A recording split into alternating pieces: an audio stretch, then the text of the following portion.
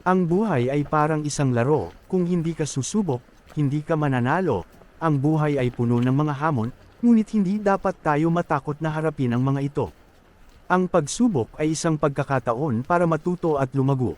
Ang tunay na tagumpay ay hindi ang pagiging perpekto, kundi ang pagiging mas mabuti kaysa kahapon. Hindi kailangang maging perpekto tayo, ang mahalaga ay magiging mas mabuti tayo sa bawat araw. Huwag kang matakot na magkamali, dahil ang pagkamali ay bahagi ng pagkatuto.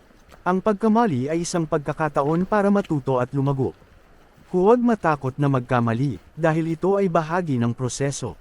Ang pinakamagandang bagay na magagawa mo ay ang magpasaya sa iyong sarili. Ang kaligayahan ay isang mahalagang bahagi ng buhay. Maglaan ng oras para sa iyong sarili at gawin ang mga bagay na nagpapasaya sa iyo. Huwag kang sumuko sa iyong mga pangarap, dahil ang mga pangarap ay ang nagbibigay ng kahulugan sa buhay,